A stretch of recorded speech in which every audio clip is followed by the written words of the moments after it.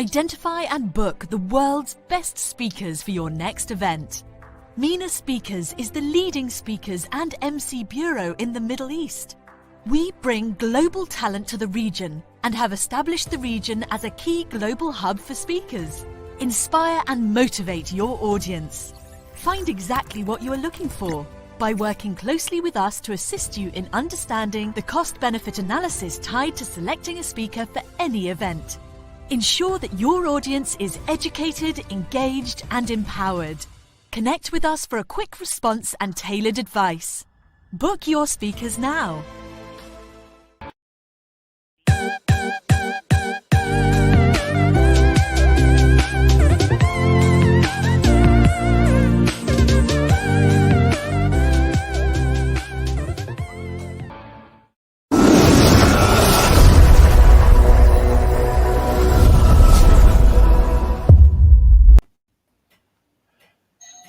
If it's Friday, it is the CEO series. Welcome. Good afternoon, good morning, depending upon what part of the world you're in. Our guest today is JohnGSelf, good friend and founder of JohnGSelf Partners. John runs an innovative career advisory firm based in Texas. Thanks for getting up early for that. And he guides executives through this transition period as to how they're going to move to their next role. So, John, welcome. Thank you very much, Ron. It's great to see you, even though you're in Dubai in front of your wonderful New York Flatiron picture. Yes. So, John, set the tone for us today. What are we going to talk about? Well, we're going to talk about disruption in the career, with your career, and disruption in job markets, disruption in the larger business picture. You know, somebody the other day said, well, I'll be glad when all this passes, as if we were talking about just the pandemic. And I said, you know, look, disruption is now and forevermore will be a fact of our business and our personal lives. And we're just going to have to adjust. And I think to fully appreciate this kind of epic shift, the fact is that the pace of disruption is only going to accelerate. And over the next 10 years, and we have to understand the bigger picture, or as I like to say, as a career coach and a former newspaper guy, we have to understand the bigger story. And it's an interesting story. It's a scary story. But I think one of the things I want to start off by saying is, as we talk today, across the Middle East, across Africa, any industrialized nation, let's just limit it to that, thousands upon thousands of people are being summoned to HR or to their boss's office to be told this is their last day on the job. Yeah. And what's really sad is most of those people are going to be caught off guard. Mm-hmm. And the vast majority do not have a plan for what they're going to do next. Wow. And you can see it when they call and they say, find me a job. And yeah, you know, as if it's that easy, right? I mean, even when I was a recruiter, I said, wait a minute, that's not how it works. But you know, not having a plan today is really a recipe for career disaster, and that can morph into a personal tragedy. Yeah. And so I'm passionate about trying to help people and give them tools, not just on a transactional basis, but try to give them tools and ideas that they can use for the rest of their career. Mm-hmm. Wow, that's a hell of a setup. But it gets worse. Yeah, because you know there's so many avenues we can go down and dig into that. But you know, one of the quotes you just mentioned that really stood out to me is not having a plan.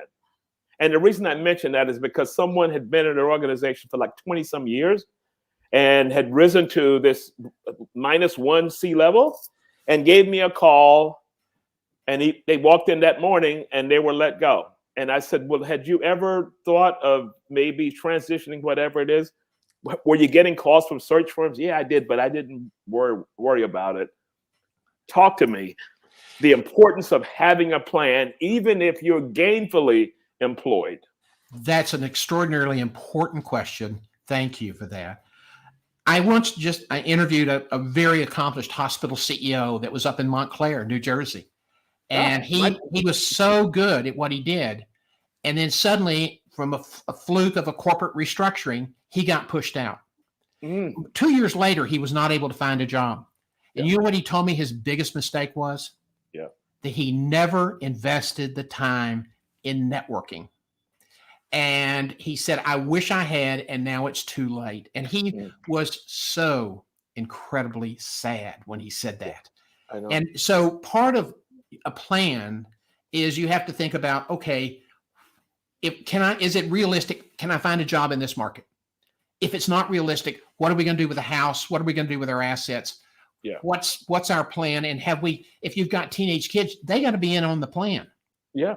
Because telling a 13-year-old girl she's going to have to leave all of her friends behind is epic. And as a recruiter, you saw that a lot. But you have to also have a plan, not only a financial strategy to help you through the transition period, but you have to look at, am I willing to change professions? And what does that mean? And usually it means, unless you're lucky, it means you're going to probably take a little step back in income, but then you have a chance for growth. I've moved from the newspaper business. I was a crime writer and investigative reporter for the Houston Post, now defunct. I was a hospital PR guy. I was the first director of Lifelight, which is Herman Hospital, Memorial Herman's famous Lifelight program, which is the largest in the country now, not through no fault of mine. And then I set up the next 14 programs nationally. So I got into aircraft leasing, and then I did recruiting, and I did hospital turnaround. So I've changed careers multiple times. And today, I guarantee you today, I would not be able to replicate my incredible career. It would be very difficult. And so that's why I go back to your point. If you don't have a plan, if you don't know what your options are going to be, if you are not acquiring more skills going forward, you're going to be in trouble. Yeah. You're really going to be in trouble. And people want to blow this off and say, no, that's not the case. I'm really good at my job. There are a lot of really good people today inspired. Yeah. So a cadence every year, every 6 months, or since we're on that journey, do we consistently look to see where we are? Absolutely. And I think that you have to be really brutally honest with yourself. You know, a lot of times people go back and say, well, if I'd been honest with myself, I would have seen the signs coming. All the industry look at healthcare in the US. It's consolidating. And I did a search one of my last searches before I moved into coaching was up in Northeast Oregon, 4 hours from Portland, 3 hours north of Boise.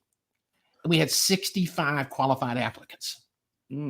65. Wow. 65, a 25-bed hospital up in the Blue Mountains, an incredible little community, but very isolated. But people were coming because they had lost their system job in the Chicago area or in Pittsburgh or other places. And they were trying to become a CEO, and it didn't work out well for most of them because they didn't understand how to tell their story. They didn't understand what was happening in the marketplace. And they certainly couldn't communicate their value. So communicate.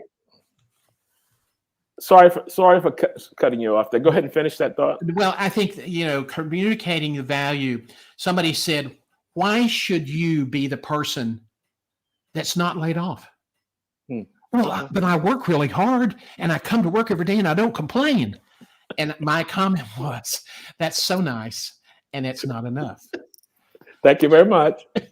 Yes. And so really, one of the things when I'm coaching people, even very accomplished executives in a variety of industries, it's always, tell me what your value is. What makes you unique? Why should I hire you? And when you're asked in that ubiquitous first interview question, Ron, tell me about yourself. I'm not listening for a chronology of where you've been. I've got your resume. I know that. What I'm waiting to hear is, why should I hire you? And in the layoff consolidation side that's happening today, why should we keep you? What value are you going to bring to the organization that we can't live without? Okay. So I think, I talked about a cadence, how often, we should review that. But this is the key point, that we don't analyze any of these things. We just go through the motions of going to work every day and figuring if we do what we do, KPIs are met, whatever it is. But companies are going through transitions from current state to future state, and the future state may not be your skill set. That's exactly right. There were a couple of things happened during the pandemic. a record number of people went online and acquired new skill sets, more than any other time in our history. Another thing that happened this last year in the pandemic, more than 4,000 new companies were created, a record number in our history. Wow. And so what's happening there is, sometimes what was Rahm Emanuel's great line about you'd never want to waste a good crisis? Well, I don't want to make light of this incredible, horrible tragedy. And here I am in a town of 120,000 people, and our hospitals are full, and we're transferring patients out because we got no room in the inn.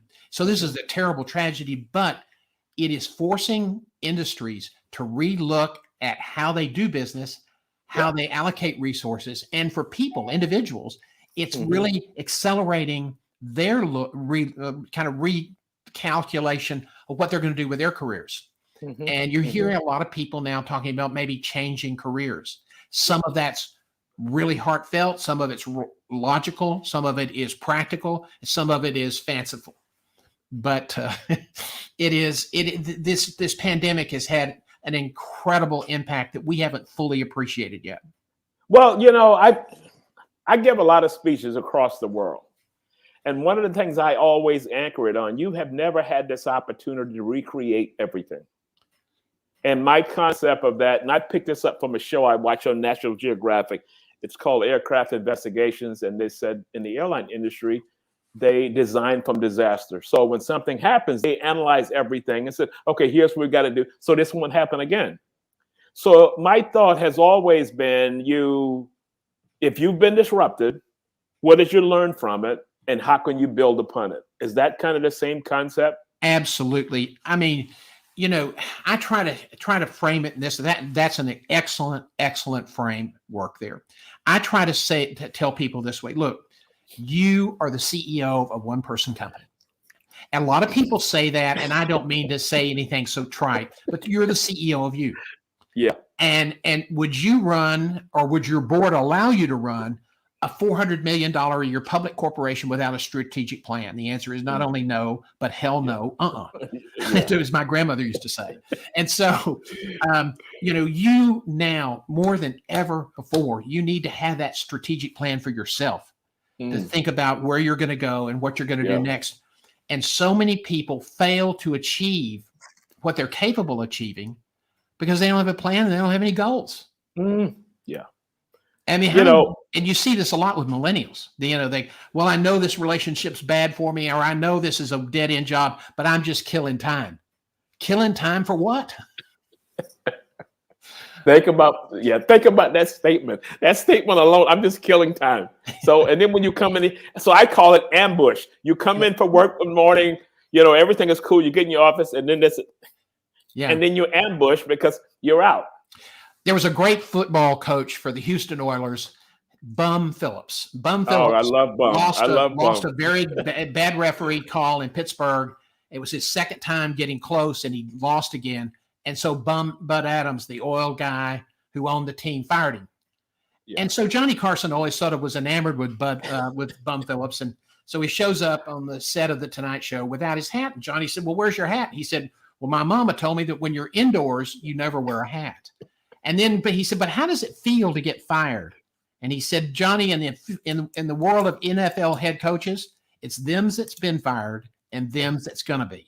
Okay. And so in certain fields, I mean, that's sort of part of the game. It is. But when you start moving out on a broader picture, it's not that cutthroat, or we don't view it as being that cutthroat. But the reality is, we're going to see some pretty amazing changes. McKinsey Research Group has just completed a survey. Jay Samit has his new book called Disrupt You.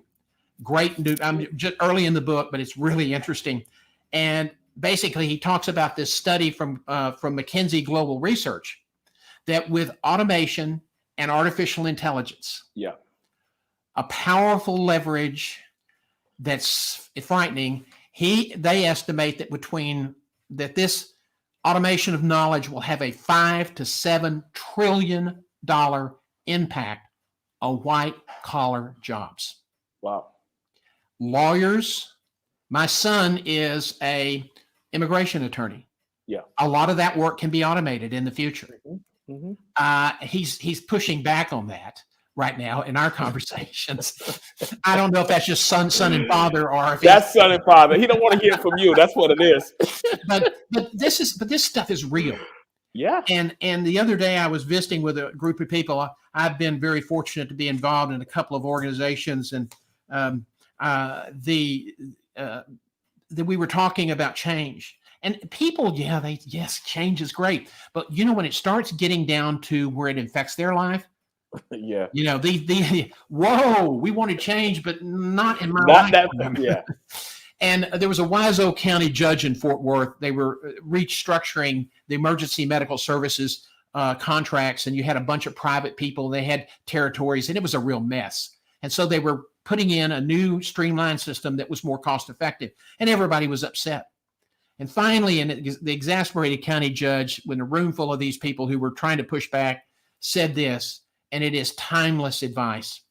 Ladies and gentlemen, the train is on the tracks. You are either on the train or on the tracks.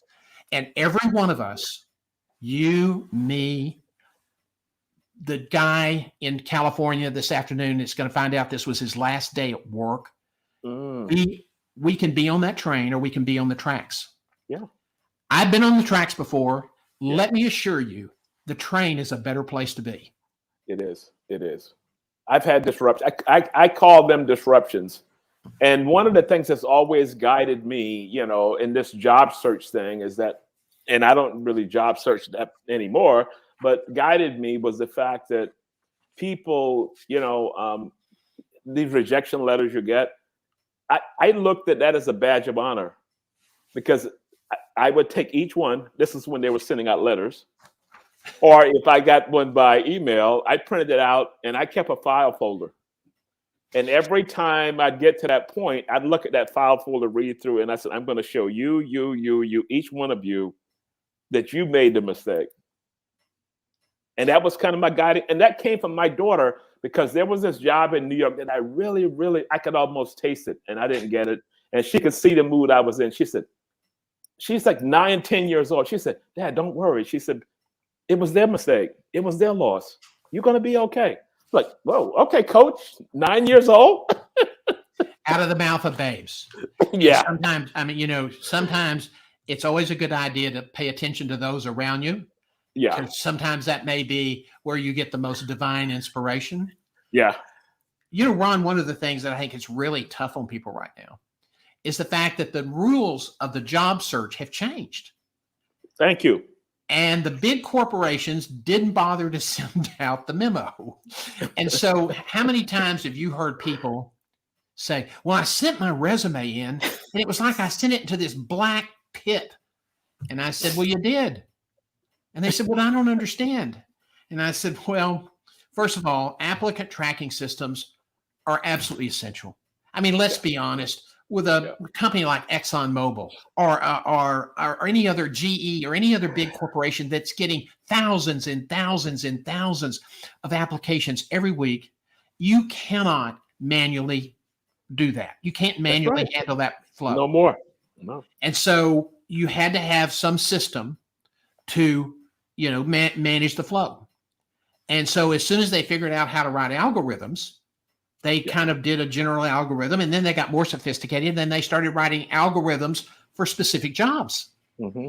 So the day of a generic resume getting through the system are slim and none. Now, does lightning strike? Yes. But when it happens, just consider yourself in that very tiny little percent of people that have beat the system. Mm-hmm. And JT O'Donnell, our friend from up in New Hampshire, Work It Daily, who's a brilliant online marketer and career guide, she once said that applicant tracking systems are really applicant tossing systems. Mm-hmm. And the reason for that is that a recruiter, and I know this from being an executive retained recruiter, where you would look at maybe 20 or 30 resumes for a position. It's very difficult to manage that flow of paper, even with a staff. So they set these ATSs up now to eliminate 75 to 80% of all of the applications. Yeah. And if they don't ask for a cover letter, don't send a cover letter, because it could get you eliminated. If you don't have an address on your inside stack of information, it can get you eliminated. If you make a punctuation error, it can get you eliminated.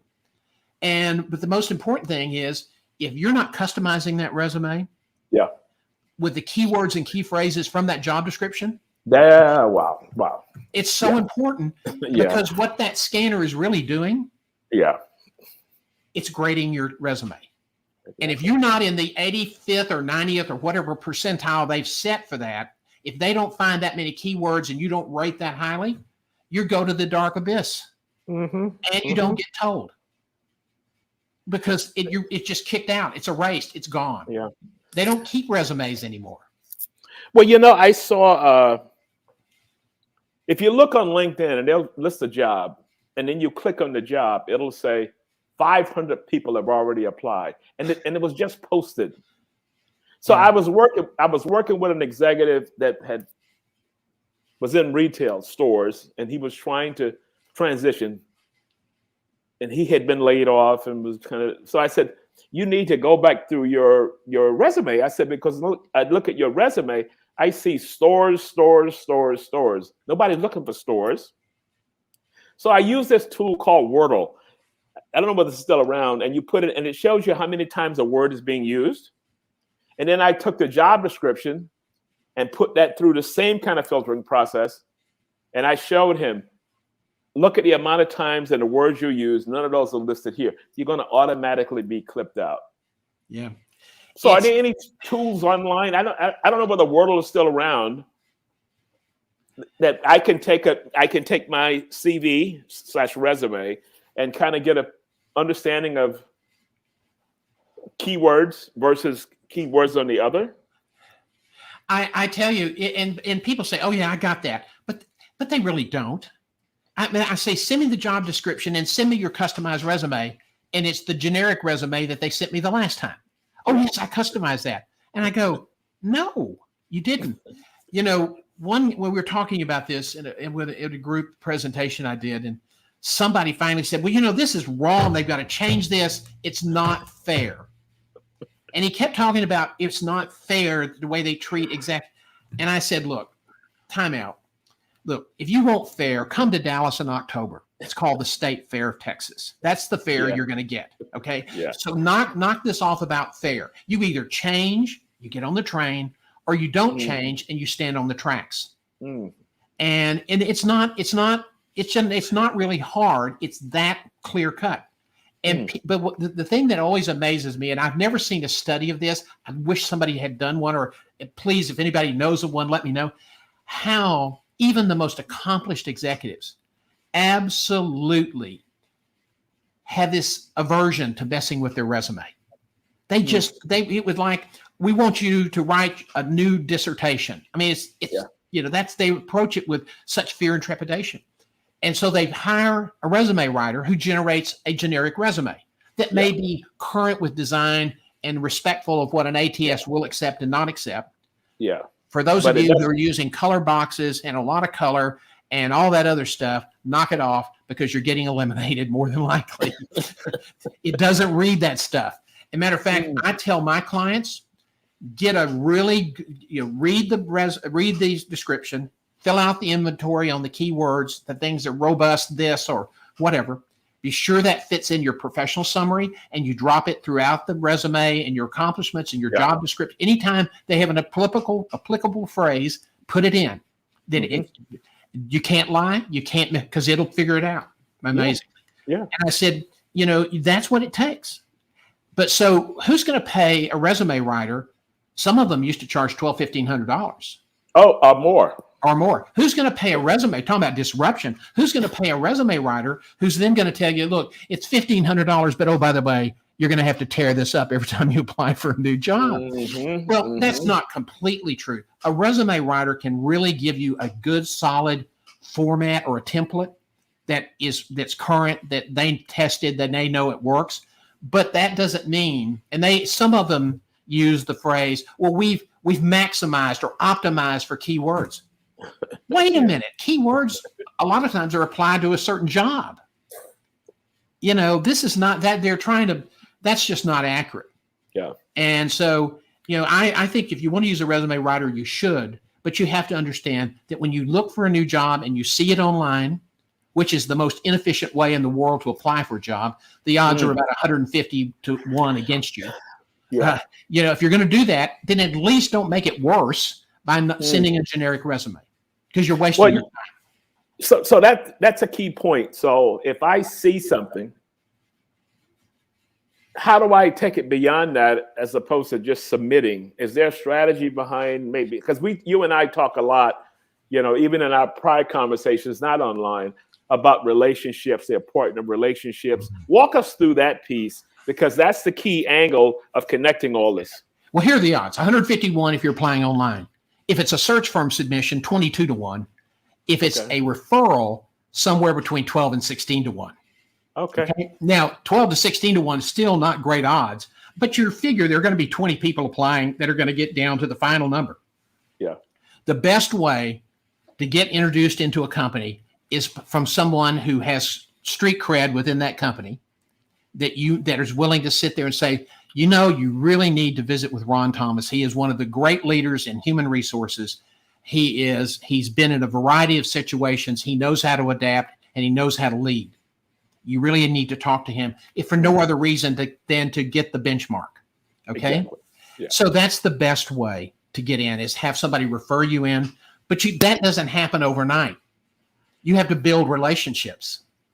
And this is what people aren't investing time with. They don't do it. What they'd rather do is they find out their new neighbor is a recruiter, and they go and they meet each other over the back fence and say, Jim, it's a pleasure to meet you. By the way, I'm looking for a job. Can you find me a job? I mean, that's the kind of the analogy. Oh, wow. But how many times have you seen people do dumb stuff like that? Yeah. Daily. Well, you know what? I'm gonna connect this to you and I relationship, because a few years ago, I don't know, 2-3 years ago, you posted something online. I commented it online. You commented back. We connected on LinkedIn. We were talking back and forth, and then we said, let's set up a call. And we set up, over a period of time, we've had 5, 6, 7 calls back and forth, just talking about things, and we built a relationship. Absolutely. It's a valued relationship. And what's really funny is we have a connection with the city of Dubai and Abu Dhabi, because I've done work there in the past and really like that part of the world. So I have some secret envy that you get to enjoy the life of Dubai. I spent most of my time down in Abu Dhabi, but I always try to arrange to go out of the Dubai airport. Yeah, that's a cool airport, right? Yeah, have a little vicarious thrill. But going back to that, relationships are so important. So one of the things I use to try to build relationships is an online email video platform. The one I use is BombBomb. There are other good ones out there. I'm not touting BombBomb. And what I do is, if I'm connecting with you and you've asked me to connect and looks like it could be productive, I'll accept it, and I'll send you a little short video that when you get the acceptance message, you'll see the GIF that's a video, so you know it's not spam. You click it, and here's a guy saying, look, if I can help you, I will. Let me know. If you don't ask, I won't know. So please don't hesitate to ask. When people have birthdays, I have a birthday video message I send them. It's pre-recorded. It takes 10 seconds to put the link in, but when it shows up in their InMail on LinkedIn, it's a GIF. It looks like an email with a video. So video, as you have already figured out in spades, I mean, you have really mastered this. It's a beautiful setup. It's here to stay. It is. And people, even in meetings, you're going to have to master video. You can use video in emails. A minute ago, we were talking about the resume.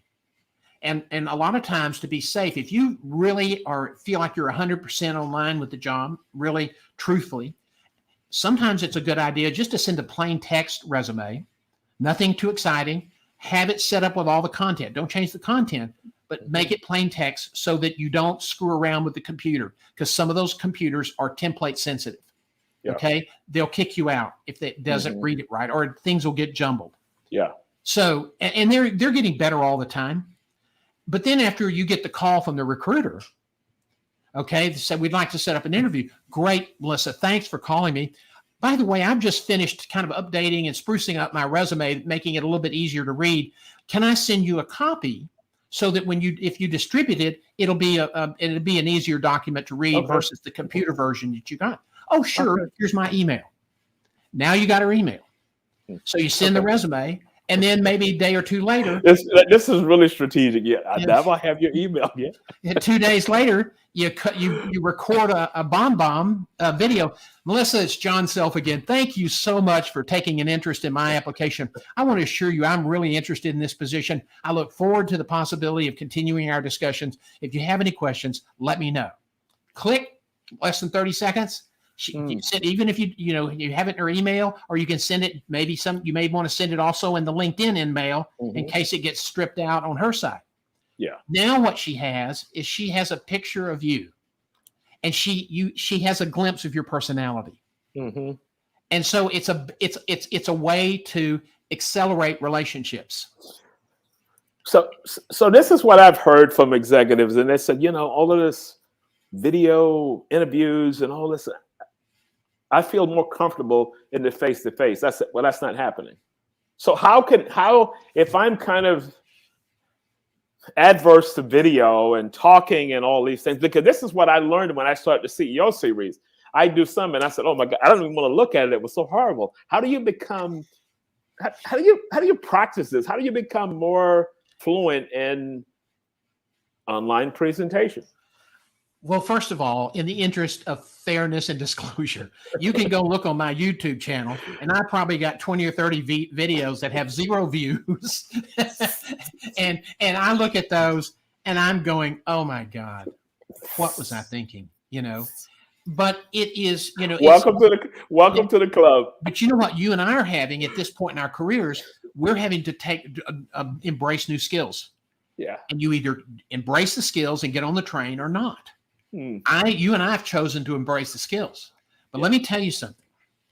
I just completed a couple of online searches.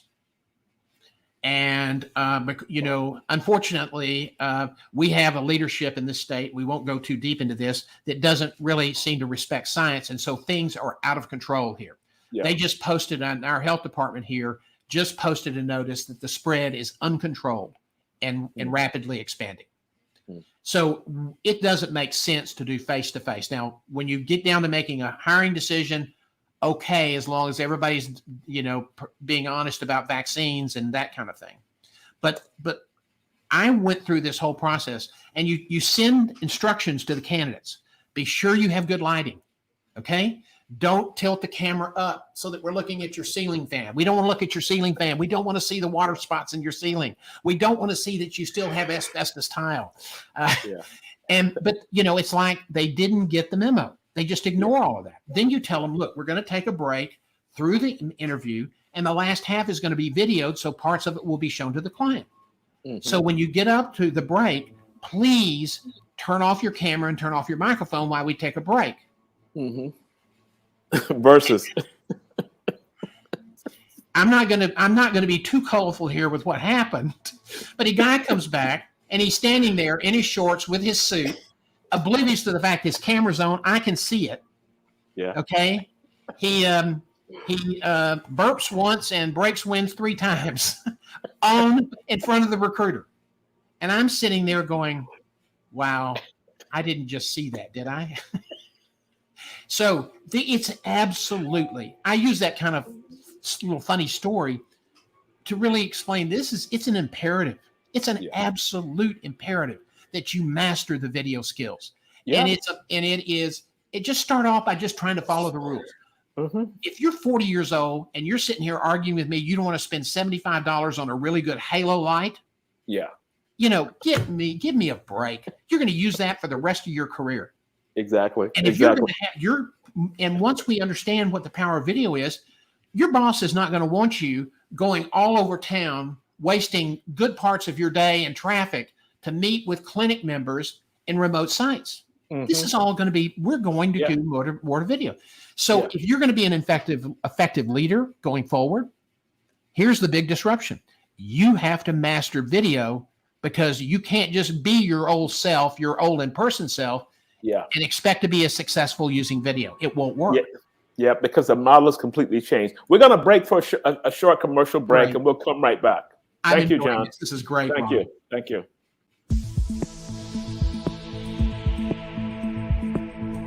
Hi, you got a minute for your career? Finding a good executive management or supervisory job in today's market is tough. The lingering impact of COVID-19, industry consolidation, plus significant changes in how the job markets actually work is confounding to thousands of job seekers. One of the primary reasons these job seekers struggle is because they do not set goals for their performance, doing what it takes every day, every week, every month to find that next better job. Someone said that goals are dreams with deadlines. I like that. In 1987, a struggling actor sat down and wrote himself a $10 million check. He post-dated it for Thanksgiving Day, 1995. In 1994, that actor, Jim Carrey, earned $10 million for Dumb and Dumber. Setting goals is really important. It's a way to hold yourself accountable.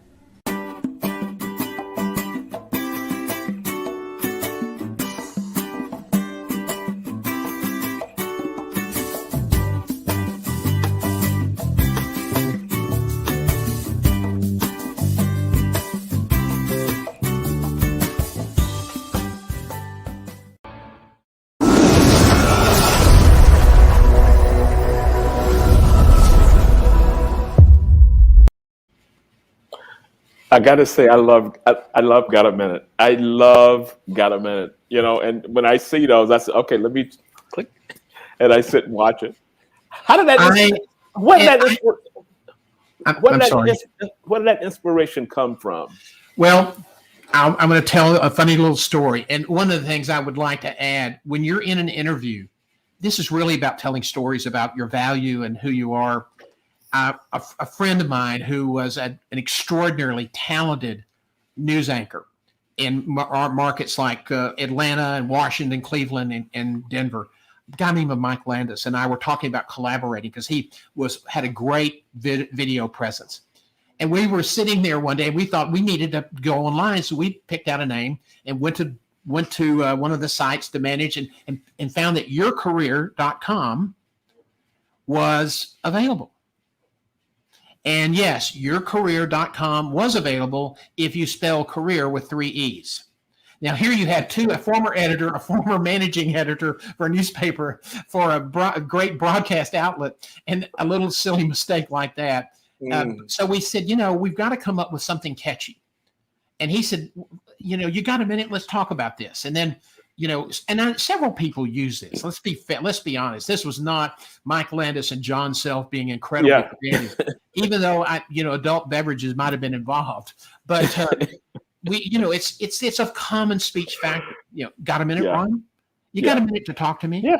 And so what I now say is, got a minute for your career?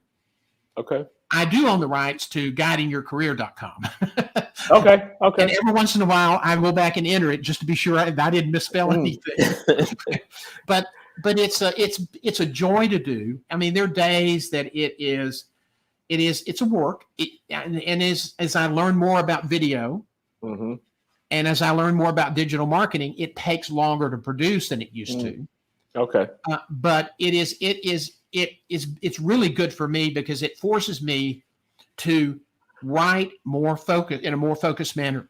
I used to have a city editor of the Post who said, John, this is a great story. This is a great story, but I need to buy a bottle of KO Pectate for your typewriter. So now instead of 250 words or 400 words or 700 words, which is a Tom Friedman column in the New York Times, I have to write it 150 to 160 words. Okay. So that really helps you think more about being very focused with your message. Okay. And that can be very beneficial training if you're in a job interview. I created a body of work. A friend of mine was starting a blog. This was back in the beginning of blogs around 2009. And he said, I want you to start writing. And I said, I don't write. I've never written for publication. And he said, just try it. Very good friend. John Holland, if he's listening. So I started doing this. And for 5 years, every week, I produced 1,000 words. And my inspiration was that maybe I got an email from someone, maybe I saw something on LinkedIn, and I started doing this. And it became kind of a process to cleanse something that was bothering me. I can just like get it out, and I felt better afterwards. So I wanted to I say that because I wanted to ask you a question, and I know your background. Your degrees in journalism, and you started as a crime reporter, which I find unique. Transitioning skill set from one, if somebody would have told you when you were working at that newspaper that you would have ended up where you are now, what transition points, what did you bring from that last career to what you're doing now? Well, there's a great thread. That's a wonderful question. And I have thought about that a lot. You know, being a reporter, it's about getting it right. Mm-hmm. It's about knowing how to really focus on the things that are really important to tell the story. And it's about really writing with clarity.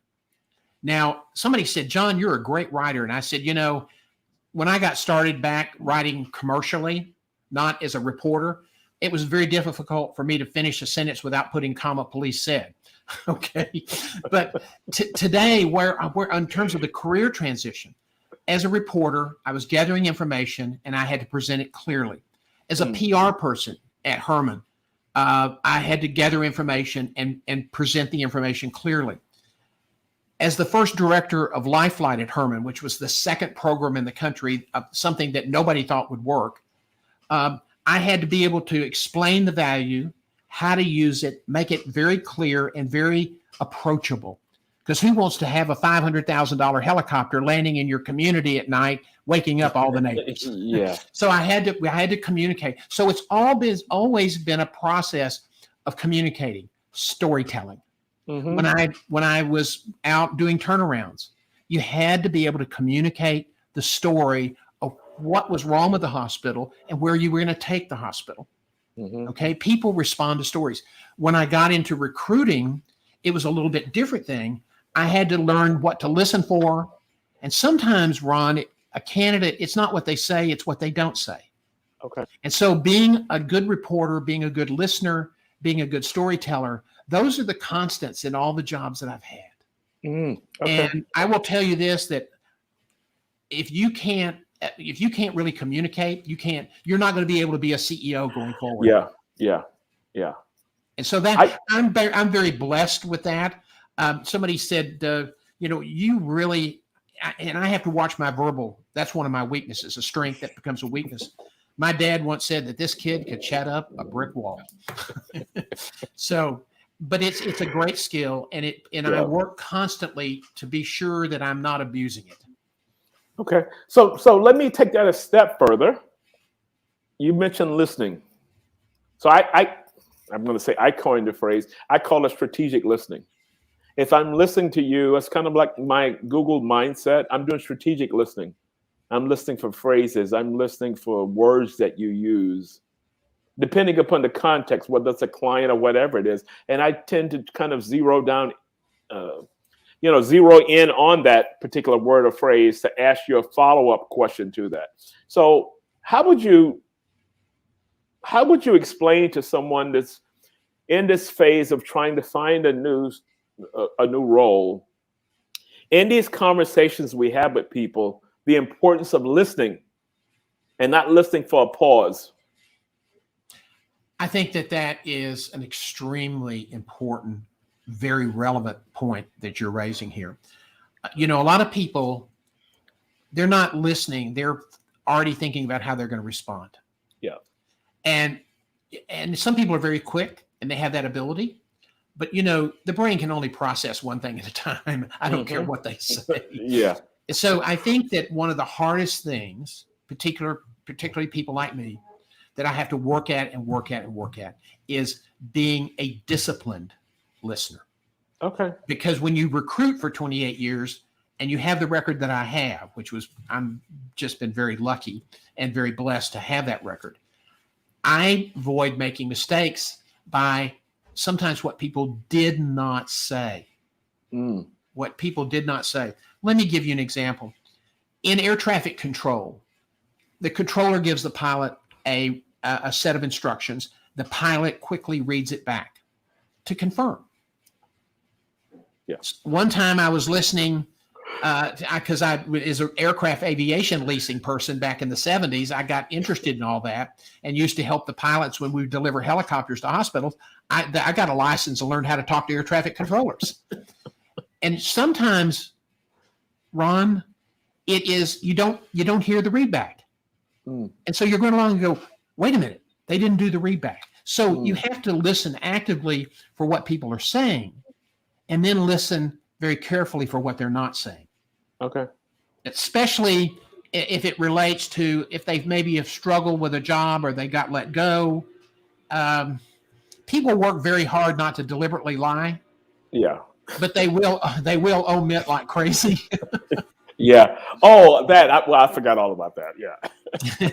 But I think that especially if you're making a career change, you have to really have to focus on that and be a good listener and use that as a way of learning, because that's really what it's about.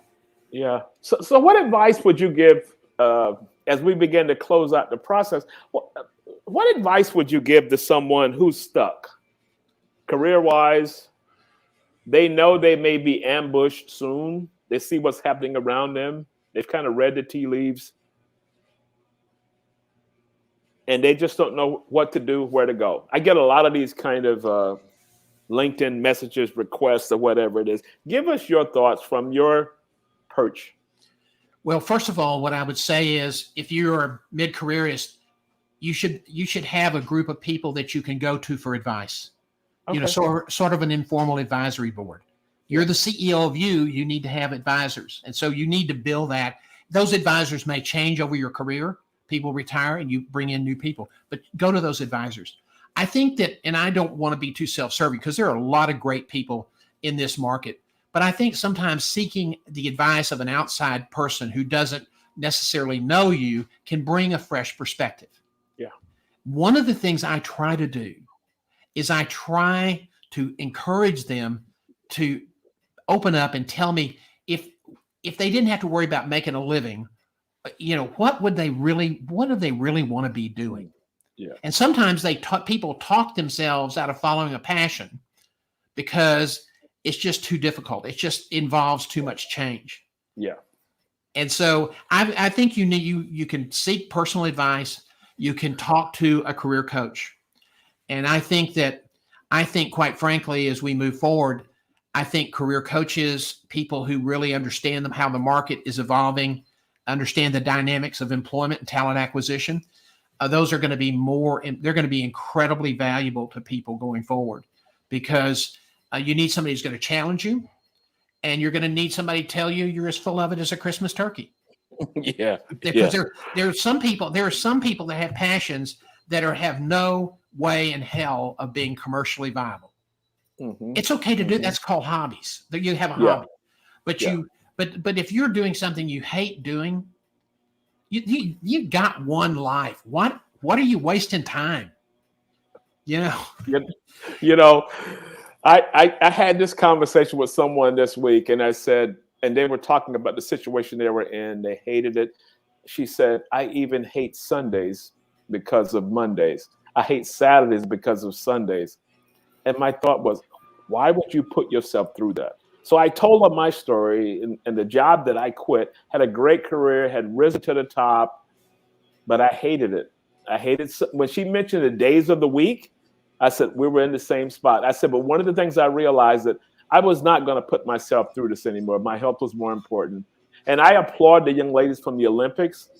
And I know this is but it kind of ties into what I'm talking about. Your mental health is important. And if you're going through these kinds of things, you need to make a decision. And when I thought of that and I got clarity on that, I went in that night and I wrote out a letter of resignation. And I went that Monday morning and I presented it. And that was it. And that kind of started off a whole nother career process. Now I'm in Dubai. I didn't see the steps, but I think it was Martin Luther King said that, you may not see the top up, but you just keep taking the steps and something will work from there. You've had a remarkable career and you've worked for some very interesting people, and you've been in highly visible roles in in New York. I mean, so you played a major role, but I know this for a fact. what you're doing now, you're happier than you've been in a long, long time in your life because you found the opportunity. You kept pushing ahead. You kept looking, and you found that right blend of the travel, of the speaking, of the teaching, of the researching, the writing, and you're doing it in a city that is dynamic. Seems so inadequate to describe Dubai. So you're the national poster child for somebody who is willing to take a chance and follow their dream. I would really, when I finally made a decision to go out on my own, I was scared beyond unmentionable words because I'd always been a salary man. I'd always lived paycheck to paycheck. Yeah. Sometimes it's very difficult. I mean, I'm just astounded that 29 or 30 years I've been out on my own. Yeah. I've had tough times. And anybody that says going out on your own, it's all going to be roses, they are unless you're beloved. They don't have a clue. I want to start my own business. I said, really? Do you really? You need to give that some thought because so this goes back to the so-called iceberg theory. All you're seeing is the top of the iceberg. You don't see the sleepless nights and all these kinds of things. No money. They don't see that. Well, I did a post the other day on Got a Minute that said basically a lot of people are starting, people started businesses and it's very glamorous. It's very romantic. And we see the successes and it's our brain won't let us see the tough side or we would never do it. Yeah. It's sort of like this. When you apply for a job, I tell people, just know there are a lot of people applying. Don't focus in on how many competitors you have. Okay. Just block it out of your mind, and there are a lot of things that, our brains won't let us think about certain things because we just can't go there. But when you get down to being in the job market or being a recruiter as a boutique recruiter, trying to compete with Korn Ferry or Heidrick and Struggles or they're everywhere. You can't look at that. What you have to focus in on is your goal, the relationship. You have to stay incredibly focused. And you have to understand that if you start a company, there is a high probability you will fail. It's just the numbers. And I got to tell you, in franchises, it's not much better. Yeah. Okay. The franchise people don't like me saying that, but it's really not that much better. And a lot of them have a bunch of studies that say otherwise, but it's still a risk. And you really have to have a plan. Yeah, it is a risk. So tell us about your new online coaching venture. It's going to be unveiled in the fourth quarter. I hope so. Are you talking about that new monster that I've taken on? Yeah. And we were earlier talking with your producer about digital marketing. And I said, I knew search. I knew both sides of it. So it was not a big leap for me to do that. But now the success of this new venture will be almost solely dependent on whether we have an effective digital marketing strategy. Okay. And so what we are trying to do is, I was doing pretty well doing the one-on-one coaching, but as soon as we started shutting everything down, the people willing to write the checks for $3,000 to $5,000 really dried up. And I understand that. It's just, God, I'd be very leery. And so what I realized, there were a lot of people getting left out because they couldn't afford it. So in order to be able to have pricing that people can afford, and JT, our friend in New Hampshire, proved this, if you have scale, you can deliver great quality for less money. So we're trying to come up with scale. She has a very strong human resource background. I'm coming at it as somebody who understands how the recruiting system works. Okay. And one of the problems in the market today is talent acquisition, because we're going through this technological change, is horribly dysfunctional right now. Yeah. And so what I'm trying to do is make a site that democratizes access to coaching. I want people who are struggling that couldn't ordinarily get access to this kind of information. I want them to be able to afford it, whether it's $89 a month or $49 a month, or if they want more custom stuff, $149 a month. Okay. So that's what we're doing. I'm getting ready to start all the video production. So we'll probably have between 15 and 20 courses. One of the fastest growing segments in the marketplace today is LMS. Those basically the education platforms. Yeah. and they do everything for you. You're talking about scale. They're going to do everything for me, host my stuff, process my members, do the monthly billing, host all my videos and audios and content for $99 a month. Wow. So I'm following the scale of the model of scale, try to reach out and help people because that's what I really enjoy doing. And it's exciting. It's exciting, but it's daunting. It's daunting. I can only imagine just talking through that. What is your website? Give us your website. So right now, the old website, this is another digital decision. We own Guiding Your Career. And the digital people said, don't change that. Stay with JohnGSelf. They know you. You're known to Google. So you don't want to take 8 months to a year to rebuild the credibility with Google. So it's JohnGSelf.com. And we'll probably have some redirect sites. It's still the old site. It's really oriented toward recruiting right now, but it's where the blog goes up every day. And then I'm also posted on LinkedIn and Instagram. But the JohnGSelf.com, and that's going to be overhauled probably 1st of November. The new site will be up, so I'll let you know when it's up. But it's right now it's a place to get information. And it's certainly a good place to get contact information.